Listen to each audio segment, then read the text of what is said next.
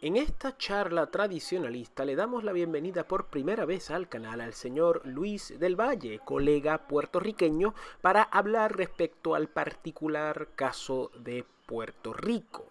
En esta charla exponemos la historia del movimiento estadista puertorriqueño, entre muchas otras particularidades de la política puertorriqueña que rara vez son tocadas en público. Tengan en mente que esta es la primera parte de esta larga entrevista y procuren ver la segunda parte una vez terminen esta. Sin más preámbulo, disfruten. Hola, hola, aquí Fernando Raúl con otro video para Fernando Raúl Astrology. Continuamos nuestras charlas tradicionalistas y hoy tenemos un video muy especial. Hoy vamos a tocar otra vez el tema de las Antillas, especialmente el tema de mi terruño, de mi país, Puerto Rico. Y hoy en el canal tenemos por primera vez a el pensador puertorriqueño, también joven líder del movimiento estadista en Puerto Rico y también escritor regular para el periódico Nuevo Día de Puerto Rico. Damas y caballeros, con nosotros el señor Luis del Valle. Luis, ¿cómo estás? Bueno verte. Saludos, Fernando. Gracias por invitarme a participar de esta charla. Espero pues poder compartir contigo y que me hagas preguntas que ayuden a entender la situación de Puerto Rico, en la complejidad del caso de Puerto Rico que no se suele discutir ni siquiera en los medios de Puerto Rico. Yo trato de usar el espacio del Nuevo Día, el blog y Noti1, que también participo de la radio de Puerto Rico en Noti1, en 2 programas. Un programa es sobre noticias internacionales y otro es sobre Puerto Rico, pero también me dan espacio para hablar sobre asuntos domésticos, que sería política de Estados Unidos. Y Luis, de verdad es un placer porque yo, como tú sabrás, he tratado de hacer algo contigo hace tiempo y por fin se está dando. Y como tú bien mencionas, el tema de Puerto Rico es muy particular, es un tema complicadísimo, es un tema que si no se entiende en el exterior, y la realidad es que en Puerto Rico a veces se entiende mucho menos, o por lo menos se tergiversa desde ciertas ópticas y al final del día lo que tenemos es una división entre puertorriqueños, ¿verdad? Y no se entiende la situación y el sistema se mantiene. Y Luis, yo te traje aquí principalmente para que las personas tuviesen una introducción a la situación política de Puerto Rico desde una perspectiva real, ¿verdad? Porque muchas veces en Hispanoamérica las personas tienen una idea tergiversada de lo que es Puerto Rico, en la situación política, ¿verdad? Siempre se ve desde una perspectiva de izquierda, a veces se ve desde una perspectiva de izquierda pop, ¿verdad? Tipo Calle 13, tipo Puerto Rico quiere ser libre, Puerto Rico quiere ser autosuficiente, Puerto Rico está en una lucha, pero la realidad electoral, la realidad social y la realidad política es otra completamente. Y muchas veces la perspectiva de centro derecha o de derecha o hasta tradicionalista no se ve en el exterior. Y yo te traje aquí porque tú eres, como mencionaste, escritor, pensador, y no tan solo eso, sino que estás constantemente tratando de comunicar un mensaje en Puerto Rico que muchas veces cae ante oídos sordos o oídos incapaces en relación a la situación puertorriqueña política. Y para empezar, Luis, o sea, nosotros somos ciudadanos americanos, los puertorriqueños somos ciudadanos americanos y por ende pues somos parte de Estados Unidos. Legalmente, ¿cómo es? Pertenecemos pero no somos parte según... Para así, el ciudadano es una cosa, el territorio es otra, se trata diferente. En cuanto a territorio, el territorio es una pertenencia de Estados Unidos, no es parte de Estados Unidos. exacto. Pero la ciudadanía que tenemos es igual que cualquier otra ciudadanía, o sea, no se considera ciudadanía de segunda clase, no existe tal cosa. Y si se dice que es de segunda clase, es básicamente un eufemismo, es básicamente una manera de despreciar ese derecho que tenemos desde el 1917. Y yo te quería preguntar, Luis, para empezar esta charla, ¿qué es el movimiento estadista en Puerto Rico? O sea, ¿qué es este movimiento estadista, que básicamente es el movimiento asimilista, pero qué quiere decir ese movimiento? ¿Cuál es su historia? ¿Cómo tú lo explicarías a una persona del continente, una persona que no conoce la situación política en Puerto Rico? ¿Cómo sería la relación de Puerto Rico a Estados Unidos en relación a este movimiento? En cuanto al movimiento estadista, entendiendo por movimiento todas las organizaciones, tanto formales o informales, que existen en Puerto Rico relacionadas a estadidad o estadoísmo, que es el otro término que se utiliza más formal, pero el que la gente maneja es estadista. Si nos vamos al siglo XIX, cuando se dio el Grito de Lares en el 1868, ya desde entonces había puertorriqueños que tenían vínculos con Estados Unidos, al menos en aspectos comerciales, y que estaban interesados en el mercado de Estados Unidos para exportar azúcar. Problemas que se señalaban en ese entonces, que los hacendados no tenían acceso a préstamos. No había un sistema financiero local autónomo, no había banca, apenas se podría decir que estaba comenzando la discusión de lo que es desarrollo del cooperativismo, y se daban más préstamos de otros hacendados o gente acaudalada que le prestaban a otros hacendados. Y siempre era poniendo en riesgo como garantía de pago sus tierras. Así que era bien inestable, y además de eso había impuestos muy altos establecidos por la corona española. En ese sentido, pues Puerto Rico ya no estaba, muchos de los hacendados en Puerto Rico no estaban satisfechos en la economía primaria agrícola que había aquí, no estaban satisfechos con la relación con España, porque no les convenía en términos de pago de impuestos, en términos de liquidez, préstamos y seguridad en términos de retener sus tierras y crecimiento económico, además de tener un mercado, además de España, tener un mercado en Estados Unidos. En el Grito de Lares vemos cómo los hacendados se unen a otros grupos en Puerto Rico, entre ellos esclavos libertos, para iniciar un proceso de revuelta de independencia con respecto a España. Y ya desde ese entonces tú empiezas a escuchar un discurso republicano, republicano en el sentido de un sistema republicano de gobierno y no monárquico, aprovechando los cambios que se dieron con la Primera República, que fue Estados Unidos, y otros cambios que se están discutiendo en Europa mismo, y las caídas de las monarquías. Así que no solo eran procesos de independencia en el Caribe, también era proceso de cambio de sistema político económico en Europa. Y eventualmente eso va a llegar a los países que se independizan en Iberoamérica. El vínculo con los republicanos posibilita también que se empiece a desarrollar organizaciones e individuos, algunos que estudiaron en Estados Unidos, interesados en mantener una relación más estrecha con Estados Unidos.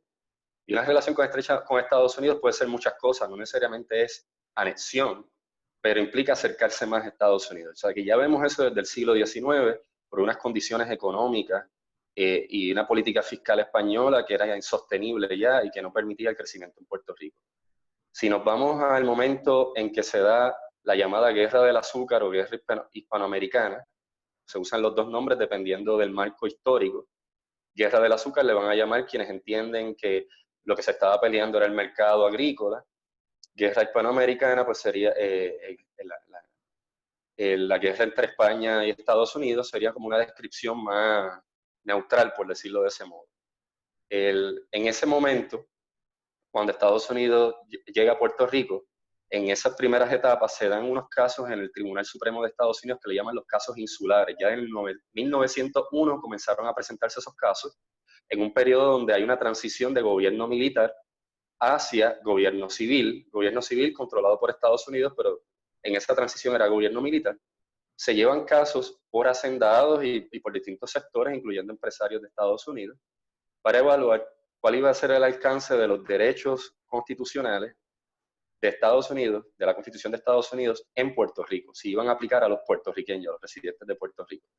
Y en esos casos insulares la tendencia fueron decenas de casos, hasta todavía hay unos recientes de 2000 y pico que se presentó, pero los casos insulares se van acumulando, y después de que los puertorriqueños obtienen la ciudadanía americana con la ley Jones en 1917, se presentan otros casos importantes de los casos insulares.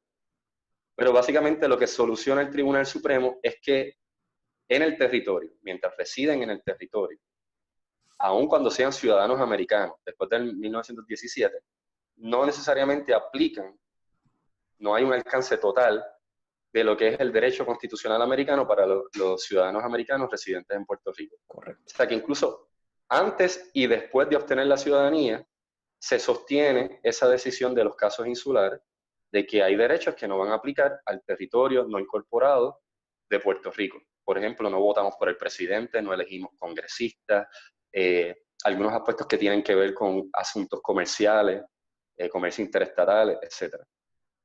Y eso es de lo que se agarran sectores que critican a Estados Unidos y le señalan que todavía Puerto Rico es una colonia. Usan el término colonia. Para fines de derecho internacional, actualmente Puerto Rico no es considerado colonia, o no se considera que hay una situación activa o vigente que tenga que atender el Consejo, la Asamblea de las Naciones Unidas, la Asamblea General de las Naciones Unidas. Ni se le exige a Estados Unidos tener que rendir informes periódicos con respecto al caso de Puerto Rico. O sea, oficialmente no se atiende como un caso de colonia. Pero para fines del discurso local, tú vas a encontrar estadistas del Partido Nuevo Progresista, autonomistas dentro del Partido Popular Democrático, que irónicamente también en algunas ocasiones usan términos que colindan con lo de que Puerto Rico es una colonia, a pesar de que ese partido dice que Puerto Rico no lo es, y dentro del Partido Independentista, que también señalan que Puerto Rico es una colonia.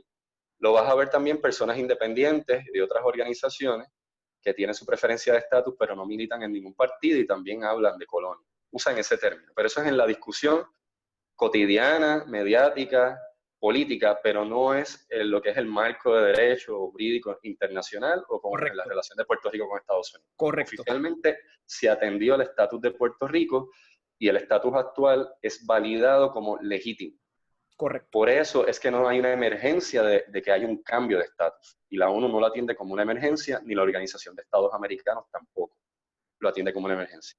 Lo que sí ocurre es que hay un comité de descolonización de la ONU que atiende el caso de Puerto Rico anualmente y que puertorriqueños de todos los marcos, todos los partidos, incluso independientes, van y presentan sus ponencias.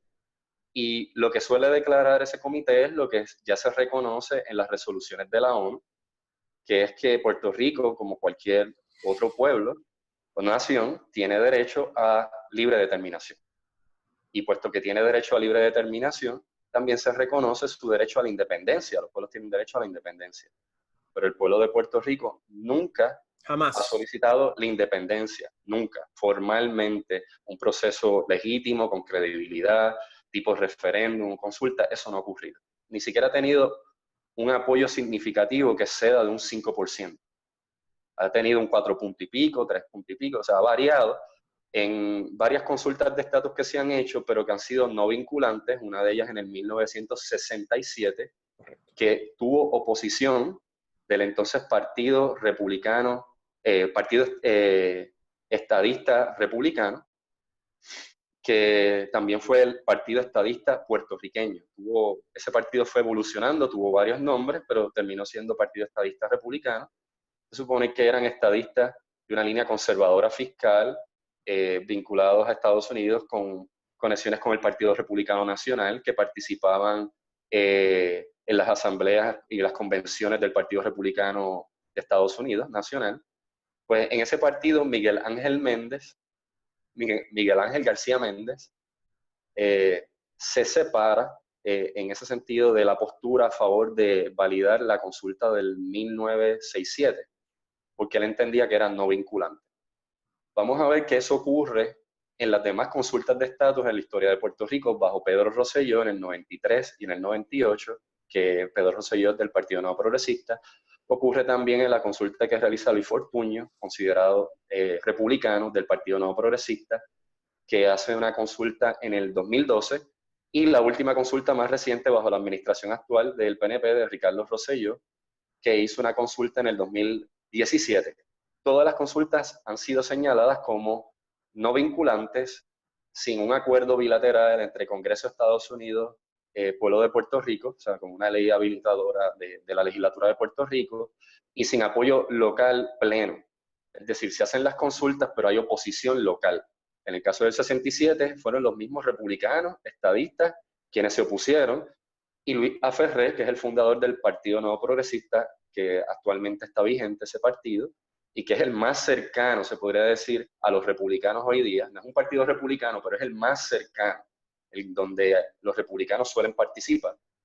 Pues Luis A. Ferrer decidió fundar el Partido Nuevo Progresista porque él sí apoyó la consulta del 1967 y hubo una división del Partido Estadista Republicano.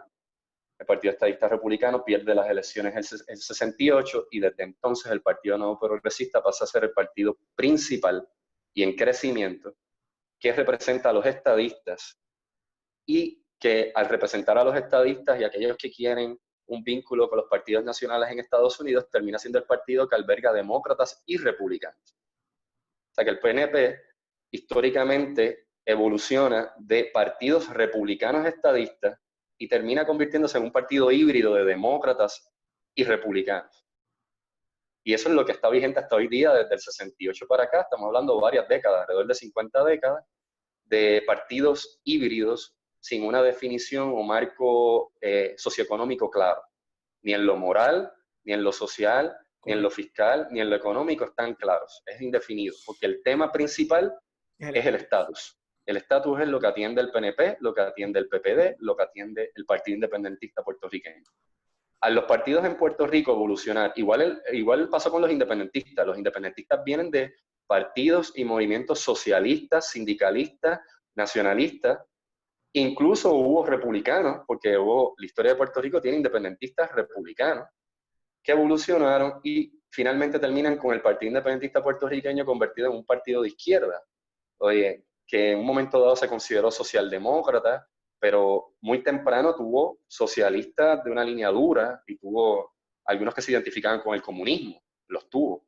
Pero eventualmente va evolucionando hasta lo que es hoy día, que terminó haciendo alianzas con Daniel Ortega, el líder vitalicio del PIB, Rubén Berrío, es Abogado. ciudadano de Nicaragua y es asesor de Daniel Ortega y se vinculó al socialismo del siglo XXI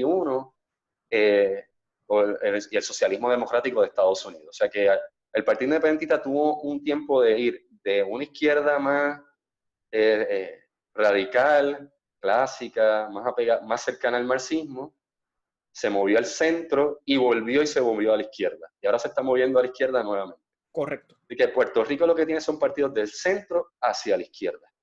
En todas las perspectivas, exacto. En todas, sí. El Partido Popular Democrático, que lo funda Luis Muñoz Marín, que es el primer gobernador de Puerto Rico, ya cuando se crea la Constitución de Puerto Rico en el 1952, quien estuvo también en posiciones en la legislatura de Puerto Rico antes de que se creara la Constitución, cuando la legislatura estaba compuesta por puertorriqueños. Antes de que se creara la Constitución de Lela, Puerto Rico ya tenía legislatura civil y ya tenía un gobierno civil, pero era en la rama legislativa, que era compuesta por puertorriqueños. Con la ley habilitadora 600, lo que le pasan a llamar luego Ley de Relaciones Federales con Puerto Rico, ocurre que ocurren entonces que los partidos en Puerto Rico se reorganizan, comienzan a reorganizarse. Uno ve esa transición de cómo se empiezan a resignificar para empezar a operar dentro de un gobierno civil con separación de poderes, rama ejecutiva, rama legislativa, rama judicial, puertorriqueña, sin ya ser el gobernador designado por el presidente de Estados Unidos, sin injerencia del Congreso, y dejar entonces que Puerto Rico opere como un territorio no incorporado autónomo. Se envió entonces unas declaraciones hacia la ONU para que también dejaran de exigirle a Estados Unidos el rendir informes periódicos y la ONU oficialmente aprobó una resolución 748 en donde Puerto Rico ya no va a ser considerado en la lista de colonias o de estados en los que hay una disputa. O sea que ya el caso de Puerto Rico no está siendo atendido como una disputa. Aquellos que quedaron insatisfechos, entre ellos estuvo Gilberto Concepción de Gracias, que era el que presidía el Partido Independentista Puertorriqueño, decidieron boicotear el proceso de creación de la Constitución de Puerto Rico, de crear un gobierno civil pleno en Puerto Rico y de que se creara una autonomía, porque entendían que seguía siendo un territorio no incorporado y no era ni un estado ni un país independiente, y a ellos les parecía que ese juego no era aceptable. Ellos no, por lo menos Gilberto Concepción del PIB y el Partido Independentista en general decidió no participar de la Asamblea Constituyente y no avalar ese proceso, ni participar de los referéndums tampoco. Pero la mayoría de los autonomistas, el Partido Popular Democrático, que tenía también independentistas militando en su partido, y la mayoría de los partidos republicanos en Puerto Rico, los partidos estadistas, sí decidieron participar. Hubo un miembro que se opuso específicamente a participar de la consulta de estatus, el referéndum que hubo, para decidir si se creaba una asamblea constituyente, porque no estaba satisfecho con el proceso, y fue Miguel Ángel García Méndez. Pero eventualmente Miguel Ángel García Méndez decide participar de la asamblea constituyente y decide participar de los procesos. Pero inicialmente su postura fue en contra del referéndum. De hecho, Puerto Rico tuvo 3 momentos de consulta de referéndum en los que Miguel Ángel García Méndez se opuso. Hubo otro, y es importante y tiene que ver con la situación fiscal de Puerto Rico actualmente. Fue cuando Luis Muñoz Marín, siendo gobernador de Puerto Rico en los años 60, decide enmendar la Constitución, y la enmienda para hacer unas enmiendas financieras que le permitan a Puerto Rico tener liquidez al gobierno y poder mover la economía desde un marco keynesiano. Esto inspirado por las políticas de Redford Totwell, quien fue gobernador de Puerto Rico designado desde Estados Unidos, y también políticas que se establecieron del nuevo trato que venían desde Estados Unidos.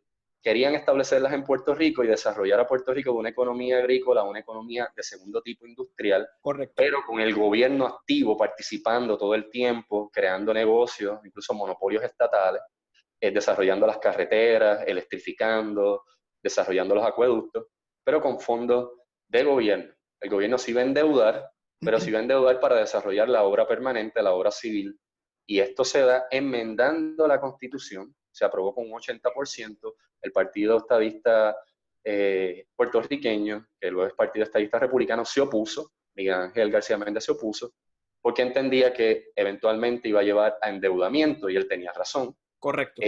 También veía que eran políticas keynesianas, y él era conservador fiscal, y estaba viendo que no era el marco adecuado de desarrollo para que Puerto Rico fuera eventualmente autónomo también en lo fiscal.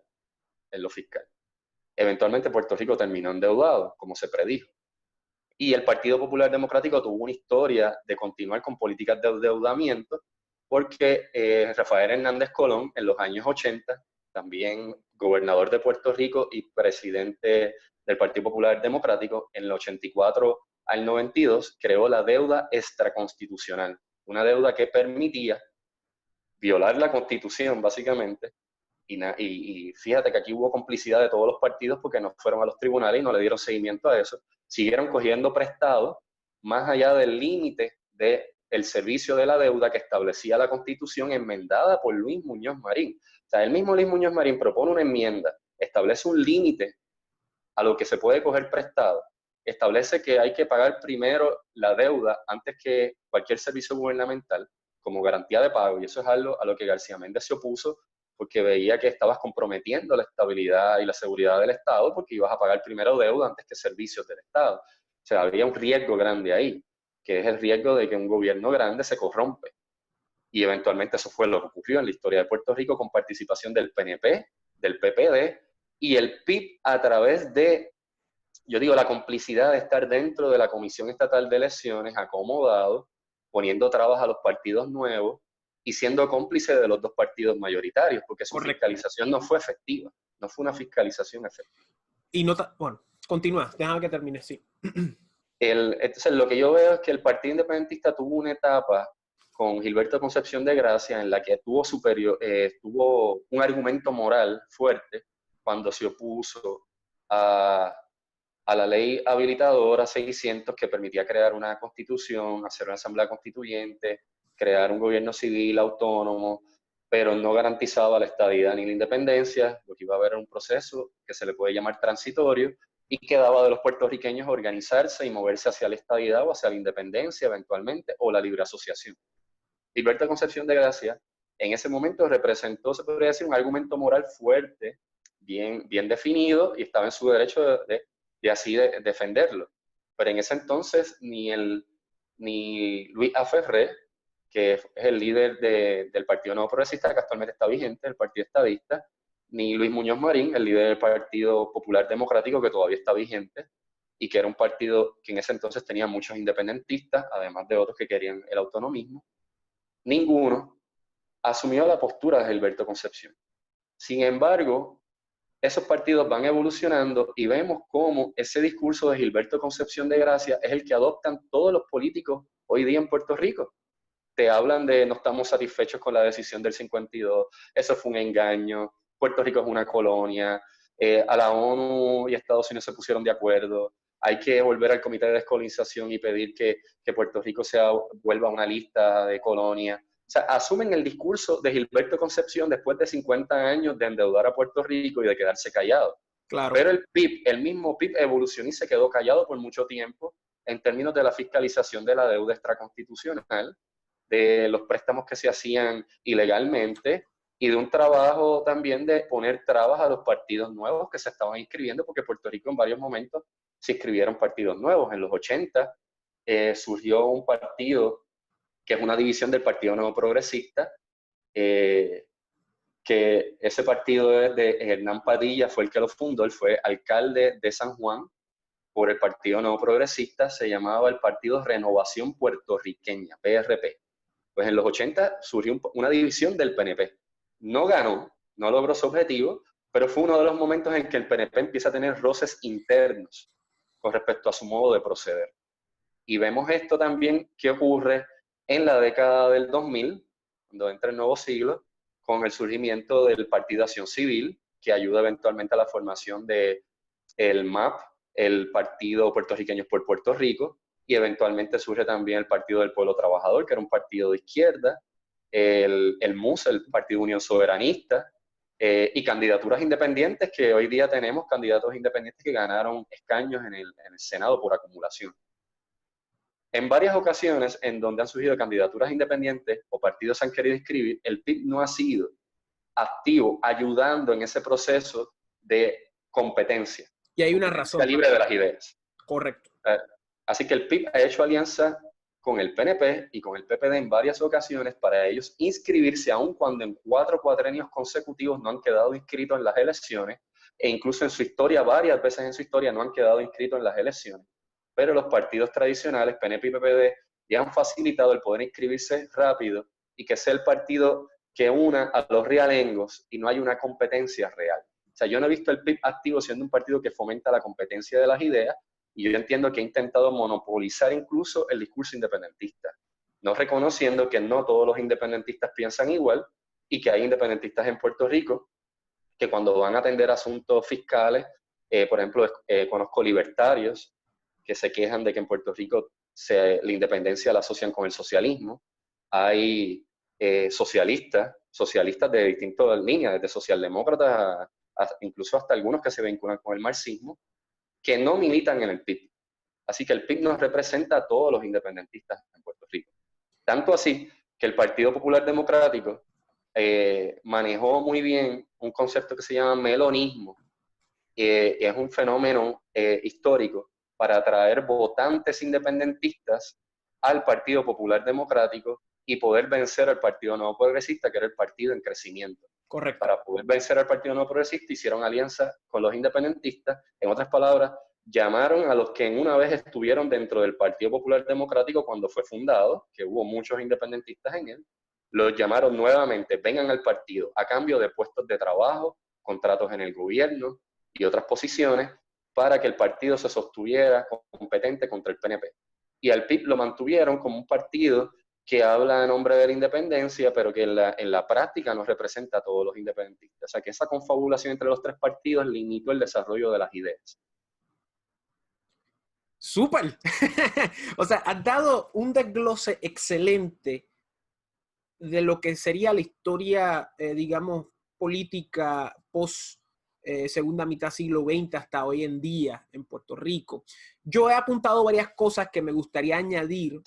Número 1, volviendo al principio de tu desglose en relación a los movimientos liberales decimonónicos, hay que tener en mente de que muchas de estas personas que estaban involucradas en los movimientos independentistas en Puerto Rico, especialmente el Grito del Aren, eran extranjeros, muchas veces eran personas que habían salido de países de Sudamérica, y nuevamente estaban buscando alternativas de financiamiento. Y de la misma manera que los rebeldes insurrectos de Sudamérica querían aliarse a intereses ingleses, precisamente por razones económicas, también había otras razones, pero en Puerto Rico las razones económicas se extrapolaban a las relaciones americanas, ¿verdad?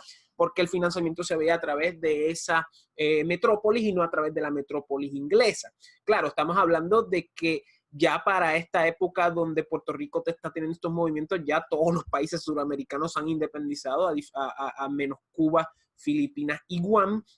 Y hay otro contexto americano ocurriendo aquí. Aquí nunca hubo un movimiento exitoso de independencia porque Puerto Rico era una plaza mayor y Puerto Rico tenía muchos soldados, era un territorio de fácil acceso en el sentido de que estábamos bastante desarrollados en el sistema, en el sentido de que podíamos ir de un punto urbano a otro punto urbano con facilidad, a diferencia de la geografía suramericana. Claro, no estaban tan desarrollados como para un proceso de industrialización, ¿verdad? Eso es otro problema. Pero en Puerto Rico había muchos soldados, Puerto Rico era una plaza mayor y era muy difícil tener un movimiento independentista exitoso durante el siglo XIX. Por eso es que no se dan estos gritos hasta el 1968, que ya es prácticamente casi 40 años después de los sucesos en Latinoamérica de independencia. Y como mencionamos, en vez de ir hacia el círculo de influencia inglés, estábamos ya yendo más a un círculo de influencia norteamericano, como tú bien mencionas, republicano. O sea, era la idea de que queremos independizarnos para tener mayores fuentes de financiamiento, y obviamente está también la cuestión política de un orden republicano que también se ve en los partidos de esa época subsiguientes al 1868. Y otra cosa muy importante que hay que recalcar, que estos movimientos de independencia, al igual que los suramericanos, estaban fuertemente influidos por la franco-masonería, estaban muy influidos por elementos liberales y elementos que se van a seguir expresando a través de la política puertorriqueña hasta el siglo XX, ¿verdad? Y hay que también recalcar, como tú bien mencionas, que estábamos ya lanzándonos hacia una influencia americana. En el 1893 ocurrió también la intentona de Yauco, y en la intentona de Yauco, que fue un movimiento, digamos, no fue exitoso, pero había muchos intereses de aliarse con los Estados Unidos, de independizarse de España para hacer lazos con Estados Unidos. O sea que estamos viendo ya eso desde el siglo XIX, esta idea de querer ser parte de una metrópoli más grande y no meramente ser independientes como los otros países, precisamente por las situaciones geográficas puertorriqueñas, su extensión territorial y ese tipo de cosas. Moviéndonos al siglo XX, muy interesantes las cosas que mencionas y apunté varias cosas. Como tú mencionas, todos los años la ONU tiene una especie de conferencia en relación al tema de Puerto Rico, y muchas veces es teatro, muchas veces es un photo-op, es básicamente pues un viajecito que se dan a Nueva York y hacen unas expresiones y nada va a ningún lado. Y es muy importante recalcar, como tú bien mencionas, que en Puerto Rico actualmente todo es de la izquierda para la izquierda. Todas las ideologías de los tres partidos políticos y todos los movimientos políticos aledaños periferales flotan en una ideología de centro izquierda para la izquierda. En Puerto Rico no hay derecha, y si hay derecha es un centro derecha, ¿verdad? Y esto se debe principalmente a un fenómeno que ocurrió en los 60, ¿verdad? Que muy bien retrata, y puedo recomendar un libro para esto, se llama el libro Rebeldes al Poder, de José Carlos Arroyos Muñoz, que básicamente retrata este cambio radical que ocurren en las tres ideologías que tú bien mencionas, la independentista, la autonomista y la estadista. Y en este cambio radical, los tres movimientos van hacia la izquierda y se mantienen ahí hasta hoy en día, ¿verdad? Y de hecho, él relata el libro hasta principios de los 2000, ya han pasado como 10 años después de eso, y él está mencionando que ya ahora hay un nuevo resurgimiento, probablemente, quizás hay que esperar a que los baby boomers pasen al otro lado y que nosotros lleguemos a posiciones más de poder, pero lo que él menciona en ese cambio es que todas las ideologías se fueron a la izquierda. Los independentistas se radicalizaron, se volvieron comunistas extremos, como tú bien dices, se continúa este pugilato eterno de la independencia, de estar completamente divididos siempre, se alinean con intereses cubanos, marxistas, que siempre han estado metidos en Puerto Rico con sus tentáculos de pulpo, siempre causando problemas innecesarios. El autonomismo también hace un intento hacia la izquierda con el grupo de los 22, creo que se llamaba, los 21, no sé, un grupo de jóvenes que trataban de adelantar la agenda estado librista, pero que no fue a ningún lado y se neutraliza con la figura de Hernández Colón, que todavía hoy en día tiene control de un partido que está básicamente destruido, un partido que no tiene norte, un país que no tiene ningún tipo de proyecto de país, que ni siquiera tiene líderes, y lo podemos decir de todos los partidos también, pero específicamente el Partido Popular es básicamente una gran sombrilla roja sin nada dentro de ellas, y probablemente vamos a ver cómo el Partido Popular o tiene que hacer algo al respecto de su perspectiva política o perecer ante la historia. Y finalmente tenemos el movimiento estadista, como tú bien mencionas, en el 1967 por la consulta se crea esta escisión y da paso a la formación del Partido Nuevo Progresista, que también va hacia la izquierda, ¿verdad? A diferencia del Partido Republicano anterior, el PANP se vuelve más demócrata, se vuelve más, digamos, posturas liberales en el contexto americano, se crea eventualmente el concepto de estadidad jíbara, de que podamos ser estado hablando español, que básicamente eso es bastante radical. De dicho modo, el PNP poco a poco, a través de los 70s y los 80s, se vuelve como en un partido más de asistencia social, un partido más de proveerle a las personas ayudas federales o facilitarles ayudas federales, y ya el concepto de estadidad de nosotros como ciudadanos americanos que queremos igualdad total con relación a los estados digamos, se pone en segundo lugar a más una idea de una idea progresista, una idea de acaparar fondos federales, una idea más económica, una idea más material y menos ideológica, y se va todo a la izquierda. Por eso es que hoy en día el PNP, aunque muchas personas no quieran aceptarlo, realmente es un partido de centro izquierda, ¿verdad? Y si hay elementos de derecha, son de centro derecha y son minoría, sufren, y las personas muchas veces no entienden esta dicotomía. Y vemos que desde los 60 está toda esa situación que manda a todos los partidos hacia la izquierda. Y como tú bien mencionas, desde los mismos populares tenemos esta inundación de ideología izquierdista en Puerto Rico. Luis Muñoz Marín era socialista en su juventud. De dicho modo, Rexford Tugwell lo mandaron a Puerto Rico no porque era una buena persona o porque quería el trabajo, lo mandaron como castigo porque a Rexford Tugwell le decían Rex the Red o Red Rex. Era era comunista, bueno, no era comunista, pero tenía ideas comunistas, y por eso lo mandaron a Puerto Rico, como vete de Washington, vete para allá, no te queremos aquí en la administración demócrata. Y aquí él implementó esas ideas y fueron acaparadas en gran medida por el Partido Popular. Y el Partido Popular inicialmente se iba a llamar el Partido Socialdemócrata Puertorriqueño, pero esto se cambió, ¿verdad? Y mencionas a García Méndez, que es muy interesante lo que mencionas, porque después que él se quitó de la política fundó un banco. O sea, que es muy interesante cómo avisa a los puertorriqueños respecto a esta situación financiera, pero después se une no me acuerdo la otra persona con quien se unió, creo que era alguien popular o independiente, y forman el Western Bank, ¿verdad? Y nuevamente también quería añadir algo respecto al Partido Independentista Puertorriqueño, que básicamente es un lastre, es básicamente un esperpento. O sea, el Partido Independentista se hace llamar independentista, pero probablemente es el partido más dependista de elementos internacionalistas. Como tú bien mencionas, el PIB se ha aliado con políticas venezolanas del chavismo, se ha aliado con políticas nicaragüenses. Rubén Berrío representa a Nicaragua ante la Corte Internacional, si no me equivoco.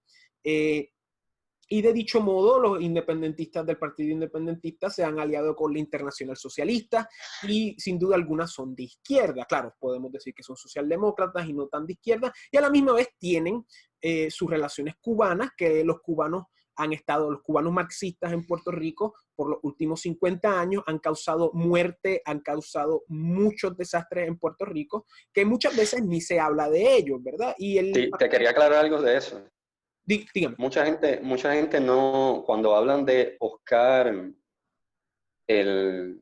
López, Claro, que fue conmutada su sentencia lamentablemente. recientemente bajo Obama, no se le perdonó, no hubo o sea, no es un borrón ni cuenta nueva.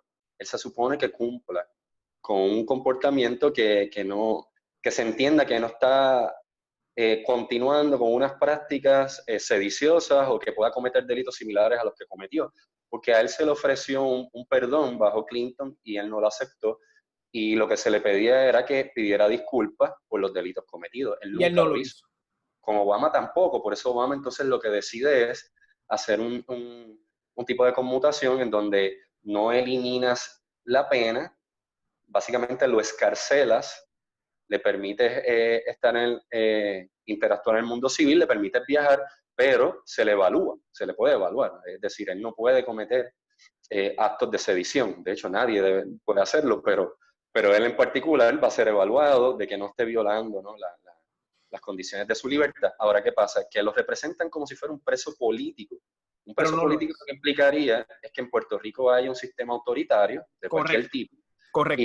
o de Estados Unidos, y que entonces a él se le arrestó por sus ideas, pero eso no fue el caso, a él no se le Falso. arresta por sus ideas. ¿Qué Correcto. pasa? Que en los años 70, 80, o digamos de 60, 70, 80, en la Universidad de Puerto Rico y en otras áreas de Puerto Rico donde operaron organizaciones de corte marxista que utilizaron tácticas de la guerra de guerrilla y usaron tácticas también de las organizaciones paramilitares de otro tipo que operaban en Iberoamérica, lo estaban haciendo sin apoyo popular, es decir, no había independentistas significativos en Puerto Rico, ni hubo un referéndum o consulta donde tú pudieras medir que el apoyo mayoritario de los puertorriqueños era hacia la independencia, Y nunca ha como para sido así en la historia justificar. de Puerto Rico. O sea, en la No, historia de Puerto Rico, el movimiento independentista, sea como sea en sus diferentes encarnaciones, nunca ha contado ni, y me atrevo a decir, ni con el 20% del apoyo popular. Y estoy exagerando, porque los independentistas las veces que más tuvieron votos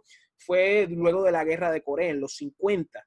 Y si no me equivoco, en los 40 también. O sea, estamos hablando... pero aún si tú dejas fuera los partidos que se llegaron a inscribir y que obtuvieron votos, déjalos fuera, porque, por ejemplo, el PIB no une a todos los independentistas. Correcto. Pero coge, por ejemplo, una consulta de estatus.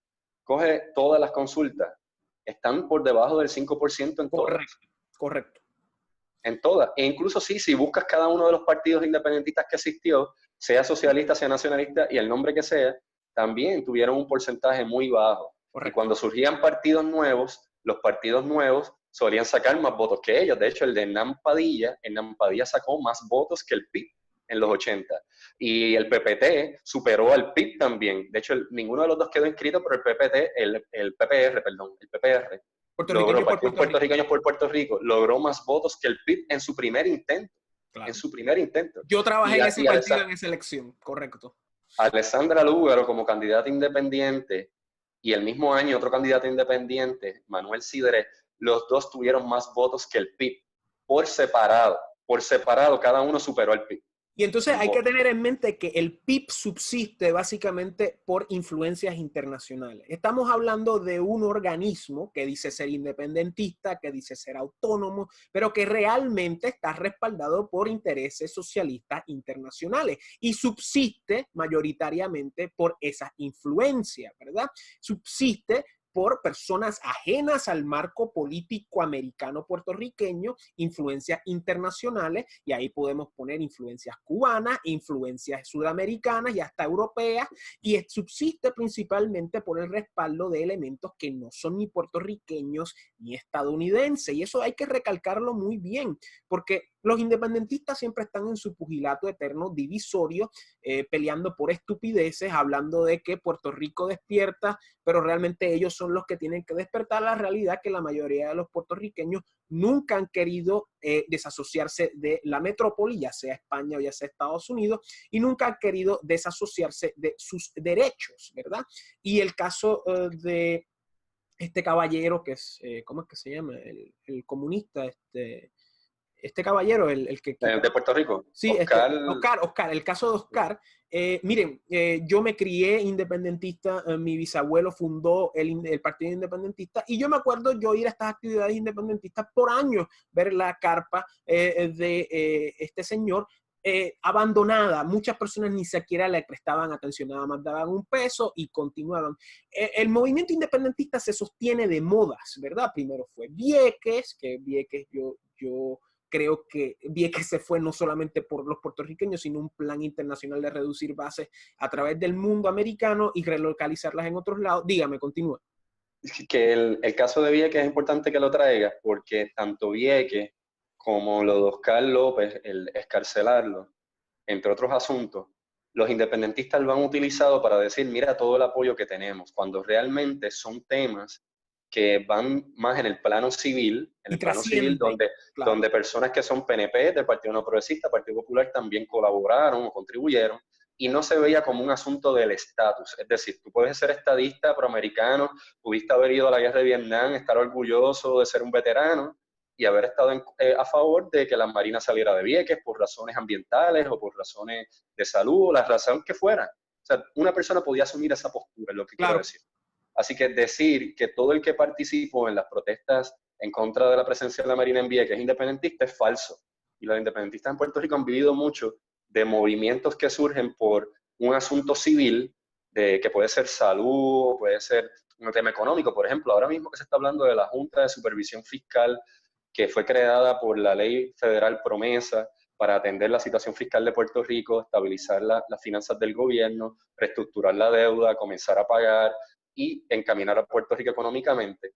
Pues hay quienes se están agarrando de la oposición a esa junta para hablar de independencia, para volver con el tema del estatus, hablar de la colonia. Entonces tratan de vincular a todo el que por alguna razón está opuesto a la junta como si fuera un independentista. Así que es coger aprovechar el tema coyuntural para decir, mira, la independencia está ganando apoyo.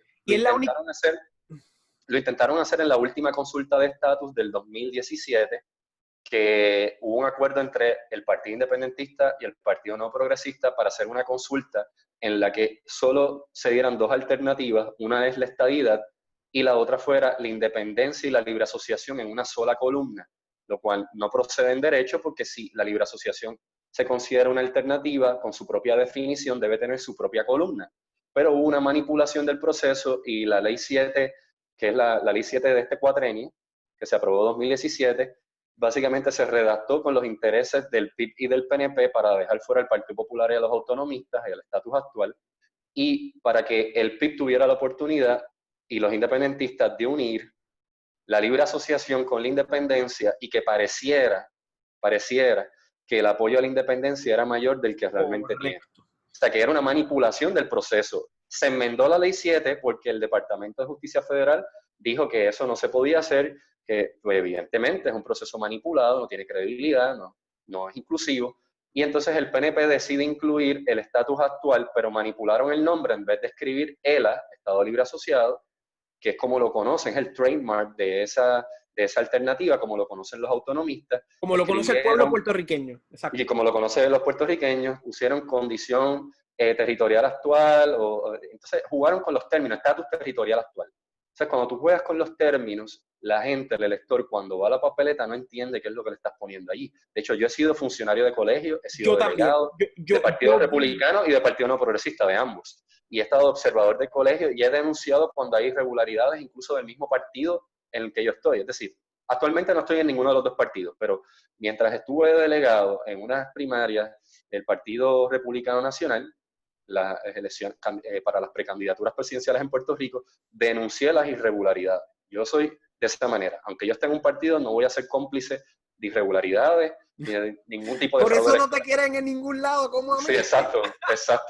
Y ya yo he visto qué es lo que pasa cuando uno es honesto y cuando uno es transparente. Claro, no vas para ningún lado. Pero así hay que ser. Claro. Así hay que ser. Que ese es el problema con Puerto Rico y con muchos. También podríamos extrapolar esto a otros países, pero la realidad es que las personas quieren vivir del cuento, quieren vivir de la trampa, quieren vivir de la manipulación para adelantar sus ideas y no están al tanto de que la verdad es lo más importante si realmente queremos adelantar una agenda política. Y volviendo al tema que te quería mencionar, esto que estás mencionando de cómo el grupo independentista coge pon con estos elementos, ¿verdad? Primero fue Vieques a principios de los 2000, este señor irrelevante, llegó un momento que Vieques se acabó, entonces tomamos el tema de este caballero que es una persona sediciosa, una persona que tenía un apartamento en Chicago donde habían materiales para hacer bombas, una persona que se ha dicho que daba talleres de hacer bombas, una persona que nunca se ha arrepentido de sus ideas, nunca ha ido en contra de esos ataques terroristas, una persona que por cuestiones técnicas por cuestiones procesales únicamente no se le pudo probar una vinculación directa a los ataques de la FALN, que es una organización comunista de los 80 independentista con extremas conexiones a cubanos en Estados Unidos, que mataron gente inocente. No se le pudo probar su vinculación por cuestiones procesales. Este caballero se decía que se estaba muriendo en la cárcel. Este caballero estuvieron haciendo una campaña constante a favor de su liberación, sin hablar de los temas importantes. Y cuando se hablaban de los temas importantes, las personas recalcitrantemente iban en contra, ¿verdad? Porque el independentismo se ha vuelto un romanticismo popular burgués, más que una ideología política. Y el PIB y diferentes personas que son muy acaudaladas, que son muy cómodas, recaen en este romanticismo y muchas veces 90% de su personalidad es este vacío ideológico romántico, y sale este hombre en libertad, no se arrepiente, va a Venezuela, va a Cuba, dice que Fidel Castro fue un gran hombre. O sea, estamos ante una farsa nacional, y no tan solo eso, personas estadistas y personas del Partido Popular respaldaron esa liberación errónea, lamentable, y hay que tener eso en mente, de que el movimiento independentista lo que es básicamente como un metástasis, básicamente es un grupo tóxico, es un grupo mentiroso, un grupo que tiene alianzas internacionales, alianzas comunistas, alianzas hasta mágicas, porque yo soy astrólogo y aquí hay que tener en mente de que estos grupos están intrínsecamente ligados con el IFA, están intrínsecamente ligados con tendencias espirituales que las militarizan a favor de su ideología. Y esto lo tenemos que tener muy en mente si queremos hablar de la verdad de la política en Puerto Rico, especialmente con estos elementos sediciosos comunistas. Perdón, continúa. Lo que estaba mencionando sobre el romanticismo me lleva a otro asunto que es importante, lo que le llaman el nacionalismo light o nacionalismo suavizado, y que también se da con los independentistas y lo adoptan los estadistas y los autonomistas, ese discurso, que es comenzar a hablar sobre la nación puertorriqueña, pero desde una forma de cultura de consumo, claro, y de espectáculo. Y eso surge del nacionalismo cultural del Partido Popular y Ricardo Alegría de mediados del siglo XX.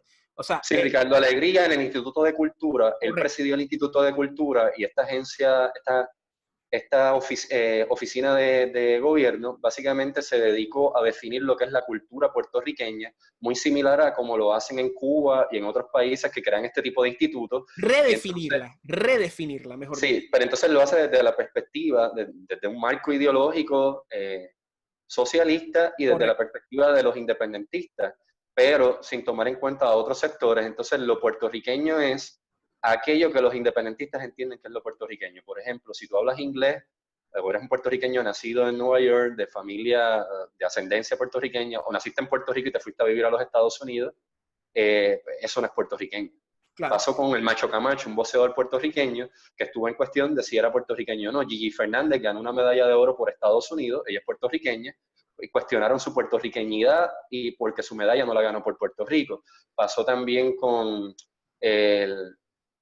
otro tipo de atletas puertorriqueños que evaluaban si había nacido o no había nacido en Puerto Rico, si ambos padres eran consanguinamientos, o sea, si había una ascendencia puertorriqueña o no, o híbrida. Y entonces empezaban a evaluar la puertorriqueñidad en términos genéticos, en términos de símbolos culturales, en términos de su posición por la independencia. Si eres estadista, por ejemplo, como Mark Anthony, que apoyó a Fortuño en un momento dado, el músico, Olga Tañón, que dice ser estadista. Lin-Manuel Miranda ahora con... Lin-Manuel Miranda también lo critican. O sea, si no te alineas al 100% con su línea independentista y con el marco económico, político, socialista, entonces te excluyen de esa puertorriqueñidad, ese entendido de lo que es ser puertorriqueño. Y básicamente yo escribí una canción hace años, y básicamente lo que se hace es que prefieren costumbres y fomentan su elogio. Y al tú preferir ciertas costumbres, tú estás alejando otras costumbres.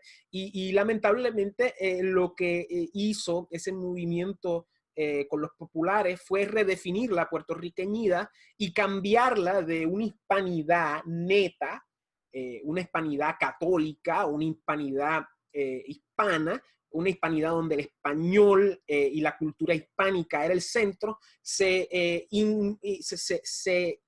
meten elementos que próximamente se conocerían como marxistas culturales, donde se dice, no, nosotros no somos hispanos, nosotros somos una junta de 3 razas diferentes y que esas 3 razas están en conjunto, en vez de decir que somos 3 razas que se unen en una, bajo una hispanidad y una cultura sola.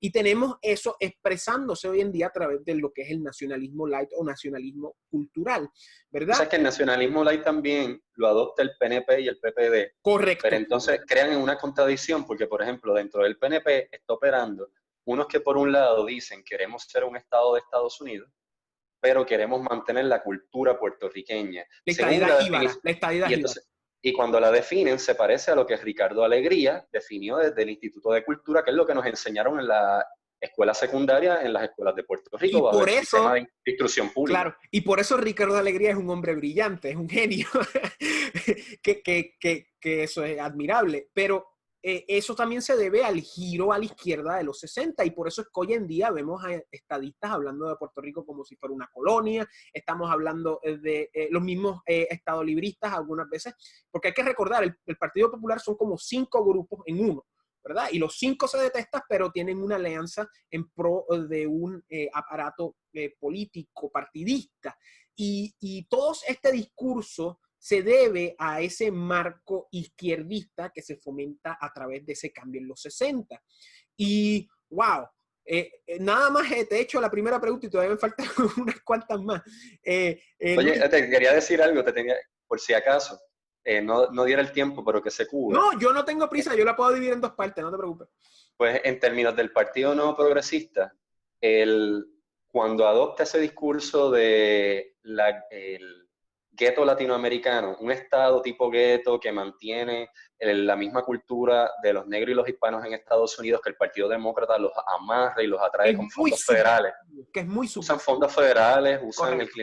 el clientelismo político, usan la oferta de contratos, trabajos y servicios gubernamentales para amarrarlo.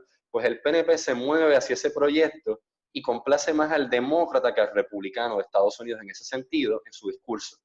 Lo otro también que hace es que empieza a manejar un discurso que en la práctica también afectaría no atraería ni siquiera al demócrata, porque es defender una puertorriqueñidad al 100%, como si Puerto Rico fuera un país independiente, pero siendo un estado de Estados Unidos, y no se puede tener todo. Lo mejor de 2 mundos, pero siendo estado de Estados Unidos. Y eso el Partido Popular también lo hizo. El Partido Popular creó el concepto de lo mejor de 2 mundos, también lo hizo, manteniendo el estatus actual.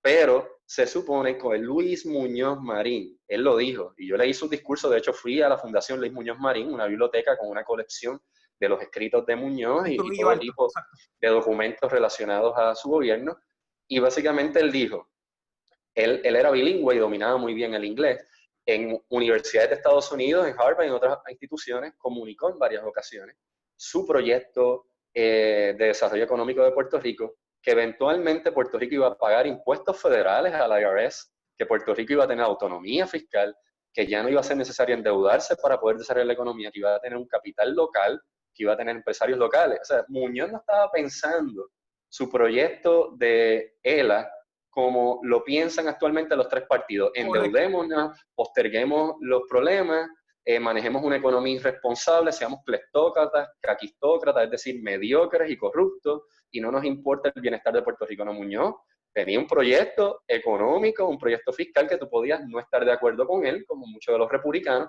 pero al menos tenía coherencia y él lo defendía. Pero el Partido Popular de hoy día no defiende el proyecto muñozista. De hecho, se contradicen porque critican lo que dice la Constitución, que hay que pagar la deuda y que hay que mantener un límite constitucional, un tope de la deuda, y el Partido Popular no está de acuerdo. Y como habíamos hablado anteriormente, muchos de los problemas fiscales en Puerto Rico se deben al aparato bipartita y el aparato social puertorriqueño en general, de cómo los medios no quieren retratar la situación como realmente son porque están muy comprometidos con el aparato bipartita, como las personas no entienden porque no se les explica bien qué es la promesa, qué es la Junta y lo que la Junta está facilitando, porque si la Junta no estuviese no estaríamos pagándole a ningún empleado gubernamental. Claro, el aparato burocrático se debe pues al aparato bipartita, a mantener a la gente feliz, a darle pan, tierra, libertad, créditos y centros comerciales y muchos carros a cuesta de crédito, a cuesta de dinero, a cuesta de un progreso ilusorio, especialmente luego de la década de los 70. Y la historia de Puerto Rico, lamentablemente, los puertorriqueños no la conocen.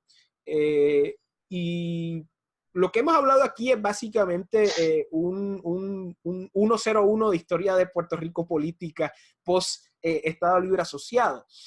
Y Luis, Oye, ajá, te iba a decir algo. Miguel Ángel García Méndez ajá, es una figura importante por algo. Fíjate importantísima, que no su se conoce trayectoria. en el PNP actualmente por muchas personas. O sea, Porque por la lucha contra Luis Aferré, por eso, porque Luis Aferré es el que funda el PNP y él está parte de Luis Aferré en el Partido Estadista Republicano. Entonces, en ese sentido, pues no quisieron incluirlo en la historia, pero es importante para los republicanos y los estadistas, se supone, y para Puerto Rico en general. Él nace en Nueva York, llega a ser congresista por el Distrito 18, fue congresista, Congreso de Estados Unidos, fue y ahí es que él representante, tenía las presidente, conexiones, exacto, sí. el presidente más joven en la historia de la Cámara de Representantes de Puerto Rico, antes de que se aprobara la Constitución de Puerto Rico, cuando ya había una legislatura civil puertorriqueña, y fue presidente de la Cámara con 30 años. Y en ese sentido te dice, era inteligente, era astuto, tenía experiencia en el Congreso, tenía experiencia en Puerto Rico, conocía cómo funcionaba Washington, conocía cómo funcionaba Puerto Rico, entendía las dos culturas en términos políticos, de cultura política, sabía cómo se movían las cosas, pero fíjate cómo él no fue el que predominó. Predominó a él lo que suele ser la tendencia en Puerto Rico, que es ver la política desde la perspectiva local, pero cuando tú vas a negociar con Washington, con el Congreso, tú tienes que entender la cultura política de Washington. Que es Y bien a ese político no le diferente, hacen caso. que es bien diferente a la política local neandertal, porque esa es la definición, la política neandertal puertorriqueña insular a la política, pues digamos, no quiero decir de avanzada, pero la política más seria de Washington, que es muy diferente a lo que los políticos lechones de aquí, tanto del PNP como de los populares, fracasan en entender. Y la historia del partido, por lo menos la historia del movimiento estadista es fascinante, es una historia que no se ha tocado. Y como tú bien mencionas, lamentablemente los medios, la academia en Puerto Rico y hasta el mismo movimiento independentista ha sido hijackeado, ha sido raptado por una ideología filomarxista de izquierda. Y lamentablemente cuando viene a hablar de la historia del estadismo en Puerto Rico, muchas veces se ve desde esta perspectiva tergiversada marxista y en todas sus expresiones. Yo te quería preguntar, y esto es algo que muchas personas en el exterior no entienden, ¿por qué los puertorriqueños, en su gran mayoría, respaldan ideologías asimilistas? ¿Por qué los puertorriqueños, y en la última consulta se dio que la estadidad ganó? Claro, se puede debatir la validez de esa consulta, pero en esencia, históricamente, a través de los diferentes procesos de elecciones de los últimos 50 años, digamos, siempre ganan las posiciones o autonomistas o asimilistas estadistas. ¿Por qué es que los puertorriqueños respaldan con tanto fervor el movimiento asimilista, o en este caso el movimiento estadista, el movimiento que respalda la unión permanente entre Estados Unidos y Bueno, Puerto Rico? uno podría tirar una tesis de trabajo, pero entiendo que él podría incluso analizarse desde distintos momentos. ¿Sí? Uno dice, pues desde el siglo XIX, ¿qué condiciones habían que motivaban a querer tener un vínculo con Estados Unidos? Claro. O no luchar por la independencia y abogar por el autonomismo español, que eso también lo hubo, movimiento hacia el autonomismo español que eventualmente se solidificó a final del siglo XIX. Y Varias cosas. hay que tener en mente también que el proceso aquí, digamos, de insurrección contra los españoles pasa en un momento histórico bien diferente al momento histórico cuando los otros países hispanoamericanos se independizaron. Estamos hablando de casi 40 años después, o sea, España ya ha pasado por diferentes cosas. Ya los franceses no tenemos la guerra civil española que fue instrumental para la independencia de los virreinatos, ¿verdad? Porque eso es otra idea de confundir las colonias inglesas con los territorios españoles. Ajá, continúa, perdón. Que yo entiendo que lo económico debe ser un factor importante evaluar, además de aspectos culturales y otros, pero de cultura política, pero yo creo que lo económico. Puerto Rico no tuvo banca bajo España. La primera universidad creada en Puerto Rico es bajo Estados Unidos en el 1903, que es la Universidad de Puerto Rico. Que nosotros Es somos la primera. egresados, que nosotros somos egresados. Y yo te conozco de ahí, exacto, sí. Y vemos cómo hoy día está en deterioro esa institución, pero inicialmente es modelo de Harvard. Fue copiado del modelo de la Universidad de Harvard y de la Ivy League de Estados Unidos, de los campus, universidades cerradas, con un conocimiento universal, entrando primero a lo que era agronomía, para cubrir lo que era la agricultura, ingeniería, para desarrollo de infraestructura y educación, eventualmente para la educación del pueblo. O sea, se entendía las áreas que le dieron énfasis. Pero eventualmente va creciendo hasta que termina con varias unidades y 3 recintos. Y crece con montones de programas que se volvió un gigante, un monstruo. Pero la Universidad de Puerto Rico no existió bajo España. Así que el Puerto Rico bajo España, sin banco, sin universidad, con muchos educadores formados fuera de Puerto Rico, mucha gente estudiando en Estados Unidos, cuyo idioma era el inglés, mucha gente mirando hacia Europa o Estados Unidos porque eran lugares a los que emigraban, o hacia Iberoamérica, los países que ya se habían desarrollado. O sea que estaban mirando nuestros próceres, muchos de ellos vivieron y lucharon, era irónico, lucharon en la independencia de otros países del mundo. Algunos hasta condicionaron que no enterraran sus cuerpos en Puerto Rico hasta que Puerto Rico no fuera independiente, no resolviera su estatus, porque estaban luchando en otros países del mundo. Te va a quedar hay varios, hay una en República Dominicana. Claro, es Eugenio María de Hostos, claro. Sí, pero a Hostos, mira qué ironía, Hostos, que era una línea liberal clásica, lo que sería un republicano, derecha, conservador, lo convirtieron en el movimiento independentista nacional hostosiano, un símbolo que es el MIN, participó del Foro de Sao Paulo, participó del Foro Social Mundial, participó también de las actividades de la CELAC organizadas por Maduro. Que tengamos en mente de con Maduro y con Chávez. De que tengamos en mente que personas del MIN son personas muy acomodadas, personas con recursos, no son personas, no son trabajadores, no son personas acomodadas de familias pudientes. O sea, estamos hablando de cierta élite económica, personas que están muy acomodadas, o sea, que no representan a la mayoría de los puertorriqueños desde un punto de vista económico. Continúa, disculpa. Entonces, Hostos es el Bolívar, o sea, lo que es Bolívar para Chávez y el chavismo, y lo que es Martí para Fidel, los Castro, es lo que es Hostos para el MIN. O sea, ellos se apropiaron de libertadores de corte liberal, lo que hoy día se consideraría un derechista, lo que le dirían un conservador, capitalista, porque eso es lo que le dirían. O sea, lo que le diría Chávez, Maduro, Castro o el MIN aquí en Puerto Rico a esos próceres, si estuvieran vivos, tú eres la derecha, el neoliberalismo, el capitalismo. Claro. Sin embargo, ellos se apropiaron de ellos y los resignificaron. Y es una tergiversación crasa, porque, por ejemplo, Bolívar, que era una persona sanguinaria, una persona que tenía problemas, una persona que no era un prócer en el sentido de un gran hombre como ejemplo, ¿verdad? De humanidad. Era una persona que fue un bárbaro. Y de la misma manera, Martí era un poeta romántico que tenía ganas de pelear, pero que nunca peleó, y un día se montó un caballo y lo mataron en la primera vez que trató de incursionar en un acto bélico marciano. Y Eugenio María de Hostos no era nada de esto. Eugenio María de Hostos era un académico, era un intelectual, era una persona que estaba en su torre blanca, o sea, de tergiversar esa idea, y tienes mucha razón. Y hace de hecho, Hostos es uno de los educadores más conocidos en el mundo, en términos de filosofía educativa. Y probablemente... yo podría decir de los únicos o de los pocos filósofos del Caribe.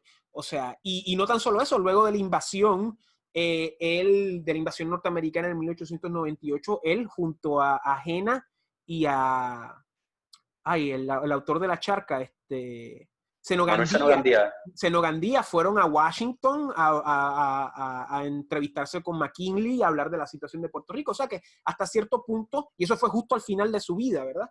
Hasta cierto punto él siempre estuvo ligado a Puerto Rico y como tú mencionas, probablemente se va a quedar enterrado en República Dominicana porque Puerto Rico, y esto es algo que la gente tiene que entender, Puerto Rico nunca ha sido autónomo. Puerto Rico nunca ha sido, bajo los taínos, aunque hay muchas hipótesis, se hipotetiza de que éramos parte de un reino taíno mayor, especialmente centralizado en Santo Domingo. Otras personas dicen que Puerto Rico, eso no se sabe. Pero el punto de vista es que desde lo que sí sabemos, Puerto Rico fue parte de la corona española por 400 años y después cambió a potestad americana y en la historia de Puerto Rico siempre hemos sido parte de una metrópoli o de un conglomerado más grande, ¿verdad? Y esa es la realidad histórica y muchas veces los independentistas quieren, o mejor dicho, los marxistas, porque hay que tener en mente que el marxismo ha raptado el independentismo y muchas veces se tergiversa la historia, se tergiversa la historia española en Puerto Rico, se tergiversa la historia americana en Puerto Rico. No estamos diciendo que son historias rosas, pero muchas veces se exagera y se dice de que somos un pueblo oprimido, que somos un pueblo que está bajo el yugo americano, cuando la realidad es completamente opuesta. Nosotros disfrutamos de una situación económica mucho mejor a la de nuestros hermanos latinoamericanos por décadas. No es hasta ahora que nos estamos empobreciendo, pero eso se debe mayormente a nuestras acciones, Pero eso es otra cosa. y a nuestra incapacidad de manejar un aparato legal nacional a través del Estado Libre Asociado. Demuestra nuestra incapacidad, y no la incapacidad de los norteamericanos, sino nuestra incapacidad de manejar un país, de tener un país y de tener una visión de país. Y eso es algo que la gente no entiende y que muchas veces no quiere decir. La situación... Lo que tú dijiste, lo que tú preguntaste, sí, básicamente lo estás contestando con la intervención que acabas de hacer, es que el puertorriqueño ha tenido oportunidades de atender el estatus moviéndose hacia la alternativa de la independencia, como lo hizo Filipinas. Filipinas optó por la independencia y obtuvo la independencia. Alaska y Hawái se convirtieron en estados. Y Puerto Rico tuvo la oportunidad primero que Alaska y Hawái. Primero. Claro, pero Alaska y Hawái son dos cosas diferentes a Puerto Rico. No, pero lo que quiero decir es que si lo examinamos, Puerto Rico pudo optar por la opción de la estadidad, pudo optar por la opción de la independencia. Pudo, es lo que quiero decir. Se pudo trabajar en esas direcciones. Pero no la resolución 1514 de la ONU es del 14 de diciembre del 1960. Es posterior al 52 cuando Puerto Rico establece su constitución, un gobierno autónomo y sale de la lista de colonias de la ONU. ¿Qué quiere decir esto? Que luego de que Puerto Rico llega a ese acuerdo con participación local de los líderes que fundan el Partido Nuevo Progresista eventualmente, de líderes de estadistas republicanos y con participación del Partido Popular Democrático, porque estuvo Aferré, estuvo Luis Muñoz Marín, entre otros, y eventualmente Miguel Ángel García Méndez se une también a la Asamblea Constituyente. Esto fue antes del 60. Puerto Rico primero, antes que Alaska y Hawái, y antes que otros estados en el mundo, que India y que otros estados en el mundo, antes que empiece a discutirse la necesidad de descolonizar todo el mundo, ya Puerto Rico estaba dando un paso adelante. Así que pudieron aquí en Puerto Rico ponerse de acuerdo y optar por algo que no fuera necesariamente el estatus actual. Pudo ser otra cosa. Y también fue algo novela, hasta cierto punto, el arreglo del Estado Libre Asociado. Era algo original. Sí existían los mancomunados, los Commonwealth o mancomunados, existían en Estados Unidos y muchos estados fueron Commonwealth, o mantienen todavía la estructura de Commonwealth, como también lo hubo en el mundo en la relación de Reino Unido con Antillas Menores o de Francia. El mundo británico, claro. Pero que cada Commonwealth es único, o sea, cada mancomunado, cada arreglo bilateral es diferente, no es idéntico a otro. Pero en 1917, con la ley Jones, que Puerto Rico obtiene la ciudadanía, también se habilita una estructura civil que es la legislatura de Puerto Rico. Eso es parte de lo que habilita la ley Jones. Y otros aspectos, que no es solamente lo de ciudadanía. Quiere decir que ya desde antes estaba iniciando un proceso de incorporación de Puerto Rico. Cuando yo digo de incorporación, no digo jurídicamente. Puerto Rico es un territorio no incorporado para fines de lo que dicen los casos insulares del Tribunal Supremo de Estados Unidos y para fines de cómo se interpreta la Constitución. Pero estaba incorporándose poco a poco Puerto Rico en la medida en que ya empezaba a hacerse gestiones de que tuviera su propio gobierno civil, eventualmente su propia constitución, que tuviera todo lo que tiene un estado de Estados Unidos antes de ser estado. Antes de convertirse en estado, pasan por ese proceso. Y se está reconociendo que hay un pueblo. Estás diciendo, hay un pueblo puertorriqueño, por eso es que se reconocía que había una ciudadanía puertorriqueña antes del 17, y después del 17, esa ciudadanía puertorriqueña no se pierde. De hecho, no se puede perder porque, uno, Puerto Rico no es un estado, Puerto Rico tampoco es un país independiente, y en el arreglo que tiene se reconoció para fines del derecho internacional como un acuerdo legítimo entre dos pueblos. Y se reconoció el proceso de libre determinación de Puerto Rico. Y si tú reconoces la capacidad de un pueblo de autodeterminarse, estás reconociendo que existe.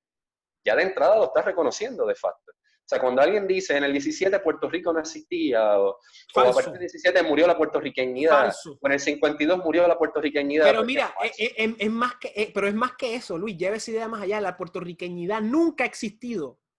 El mismo concepto de la bandera puertorriqueña es una falacia francomasónica, es una falacia epistemológica decir que la puertorriqueñidad existe. ¿Por qué? No, Porque yo me refiero en cuanto a la existencia del pueblo de Puerto Rico, claro, pero como capaz de poder tomar decisiones, como decidir claro, en una claro, consulta, un referéndum, X cosa. claro, pero eso existe desde que los españoles tienen cabildo en Santo Domingo. O sea, lo que te estoy Pero diciendo hay es, gente que está cuestionando eso, que está, no sé si has visto que en la discusión que se ha dado, se llegó a cuestionar, y de hecho lo he visto también en el Partido No Progresista, que tienen mucha discusión interna sobre si reconocen o no que Puerto Rico en efecto tenía la capacidad como pueblo para tomar una decisión en el 52 y que en efecto el pueblo de Puerto Rico sí se ha autodeterminado y sí ha tomado decisiones de claro, autodeterminación. pero la hemos tomado. O sea, una cosa es la autodeterminación como pueblo o como región y otra cosa es la identidad cultural. La realidad es que la puertorriqueñidad es una falacia epistemológica. El mismo concepto de la puertorriqueñidad en su símbolo es básicamente una insurrección, es una subversión liberal decimonónica. ¿Por qué? Porque todos somos hispanos y lo mismo se puede decir de todas las nacionalidades desde México hasta Argentina. Son todas falacias porque todos somos hispanoamericanos, todos somos parte de una misma herencia hispana que es a través de 2 siglos, a través de un bicentenario de hierro monumental, se ha subdividido en diferentes situaciones regionales, ¿verdad? Cuba en su estado, Puerto Rico en su estado, México en su estado, Ecuador, Chile, Argentina, todos en diferentes particularidades que parten de una subversión que se dio en el siglo XIX y que nosotros, pues, por razones históricas, se dio posteriormente, al igual que en Cuba, y la identidad cultural puertorriqueña no existe. Los símbolos son falsos. Lo que somos hispanos, ¿verdad? Y entonces ahí es que empieza la confusión identitaria hasta cierto punto. Ahora bien, en nuestra capacidad de tomar decisiones, eso básicamente, decir que no tenemos la capacidad para tomar decisiones ni en el 1900, ni en el 17, ni en el 52, ni en las diferentes consultas de estatus en el 67, en el 93, en el 99 y ahora en el 2016, es falso. De hecho, Se hizo en 98, 2012 y 2017. disculpa, y de hecho, hay que tener en mente que cuando, ¿cómo se llamaba el almirante que llegó aquí? Green. Cuando el almirante, después que invadieron a Huánica en Puerto Rico y llegaron a San Juan, los americanos convocaron al nuevo cuerpo que se había hecho en la Carta Autonómica, el cuerpo legal, que me imagino que era la Cámara de Representantes, no sé cuál era el nombre que le decían en el 1898 bajo el nuevo arreglo español de la Carta Autonómica. Él convocó al cuerpo para reunirse, para discutir qué era lo que se iba a pasar con Puerto Rico.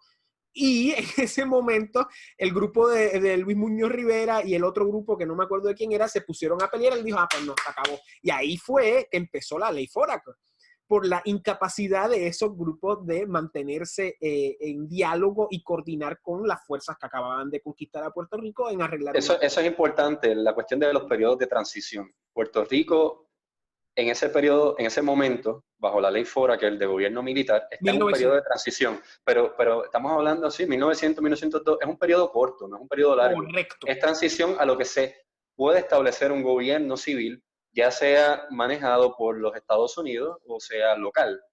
Pero sí, en Puerto Rico hubo disputas entre los bandos.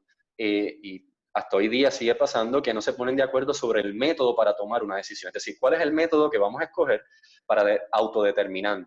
En el momento yo creo que en donde se logró eso cabalmente, o sea, significativamente, fue cuando se crea la Constitución de Puerto Rico, cuando se establece la Asamblea Constituyente, que primero se hace un referéndum para validar la ley 600 federal, iniciar el proceso de que Puerto Rico, su legislatura estableciera una ley de asamblea constituyente y eventualmente el referéndum que se hace para aprobar la Constitución y los referéndums que se hacen para enmendar la Constitución.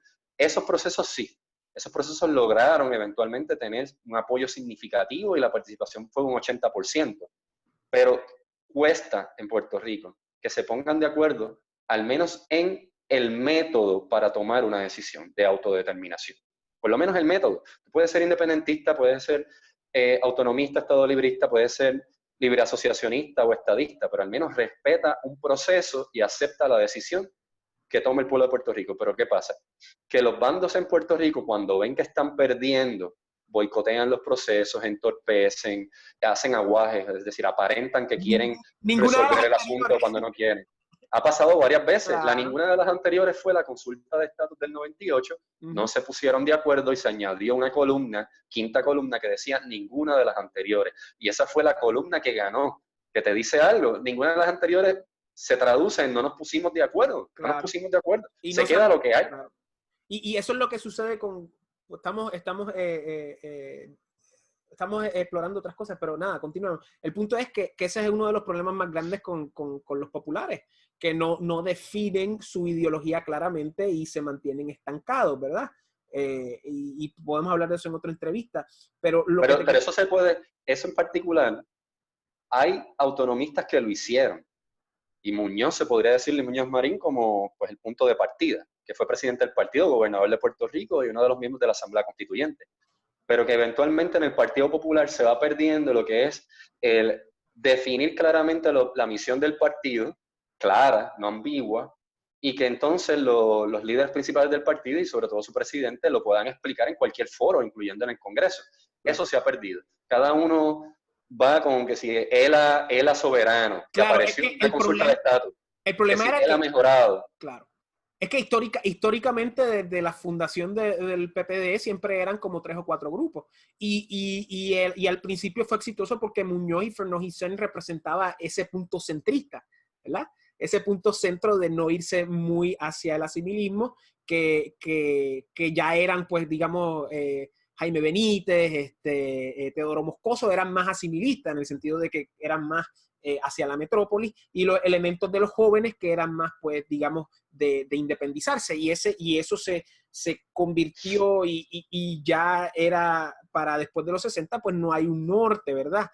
Que es un Estado libre asociado mejorado, independencia o estadidad. O sea, la dicotomía y la dificultad en esa ideología política, pues se nota, ¿verdad? De que no tiene una razón de ser luego de ese paso intermedio que eran, ¿verdad? Que era, vamos a arreglar las cosas, vamos a solucionar ciertas necesidades del puertorriqueño y después no decidimos si queremos ser una entidad libre o una entidad que forme parte de la nación americana. Y esa es la conjunción en la cual hemos estado por los últimos 40 años, ¿verdad? O 50 ya. Pero mira este aspecto. Si Puerto Rico, que quizás contesta también tu pregunta de por qué tienden hacia el autonomismo o la estadidad y no hacia la independencia, si una de las razones es económica, y es que el puertorriqueño quiere estar seguro, seguro económicamente, tener seguridad económica. Uno de los problemas que ha tenido precisamente es que por las decisiones que ha tomado, que han sido irresponsables fiscalmente, en vez de lograr estabilizarse en lo fiscal y estabilizarse en lo económico, se debilita o se mantiene en procesos que suben y bajan, van y vienen, con rescates federales, como está pasando ahora luego de un huracán, del huracán María y del huracán Irma, que es un rescate billonario, y el gobierno lo ha aprovechado para desarrollar la economía desde el gobierno. Desde el gobierno comenzar a intervenir con proyectos de construcción, contratos, etc. Pero se ha dependido se ha operado en un vaivén histórico sin un marco político-económico claro, sin un plan económico claro, donde los conservadores no han sido influyentes y han sido derrotados, como le ha pasado a Miguel Ángel García Méndez, que fue derrotado, y como le ha pasado a otros republicanos dentro del PNP que no han tenido éxito. Podríamos añadir a Fortuño ahí también, a Luis Fortuño.